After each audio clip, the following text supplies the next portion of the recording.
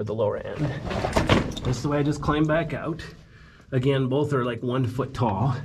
Not very tall at all, but doable. Notice all the green stuff on the ceiling here. And here's the way out. Lots of fun. That's weird, some gray ash here. Or somebody lit a little fire. That'd be kind of silly.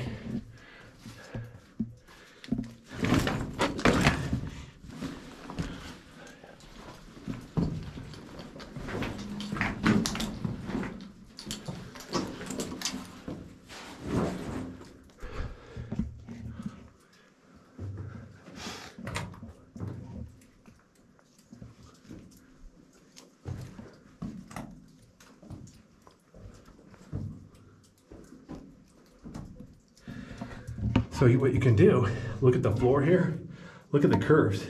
The curves show you which way is down. There are some curves to the right, but more to the left.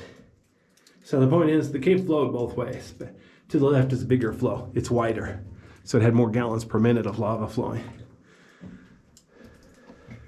In case you were wondering, it's just good to keep track of that stuff to navigate. Like I said, in this cave, on the west side at the upper end is where the exit is.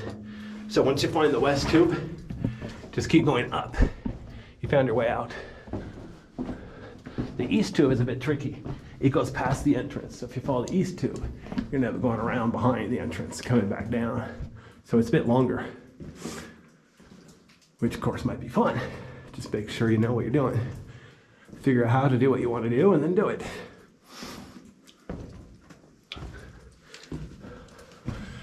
Here's a nice sized puddle along the floor here. I already pointed it out on the way in. I just want to point out both ways so you can navigate. Notice there was a ripple. A pair of raindrop or water drops just fell down. It's raining outside.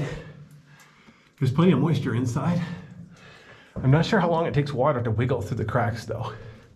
It's not like they fall down. Like how many miles per hour does rain fall down outside? Dozens of miles per hour? But, you know, going through rock, cracking a rock, it's a lot slower. Oops, I touched the ceiling. Didn't mean to do that. Okay. Oh, not another belly crawl. Does this cave never end? Notice how along the wall here, there's green stuff on the floor because people haven't been touching the floor. But then over here in the middle, where I need to go, it's nice and there is no green stuff. People crawling along everywhere. I've polished it clear off. Okay, I think this is the last belly crawl for real. Excuse me. Sadly, this is one of the harder belly crawls. So to see the good stuff, yeah, you have to get through here. I don't think there are any really easy caves that have green stuff. Like even Golden Dome. Golden Dome I think is mostly easy, but the good stuff is near the end, where it's a little harder. Yeah, see, this crawl isn't so bad. It's a lot flatter, it's smoother and wider. And the ceiling is still a belly crawl, but it's a little bit of room. But I do want to protect my hands, so I'm gonna put down my gimbal on the floor so I have my hands free.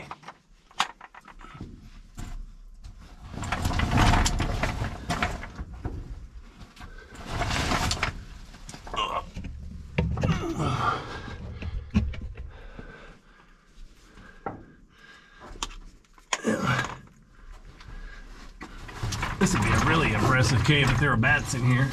But, oh well. The first time through here? Wow, when was that? I think 15 years ago. First time I came here was 15 years ago, something like that. Yeah, I didn't know how to look for bats. So I'm pretty sure I went through 10 caves in one day and never saw one bat. Of course, around here, if a cave has more than one bat, like multiple bats, they'll temporarily close it off to protect the bats. So it's kind of deliberate too.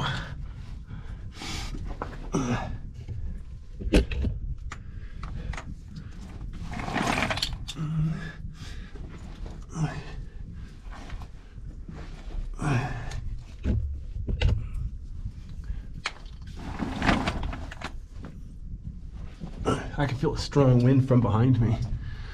I never really made it to the end. Try to figure out where all this air is coming from.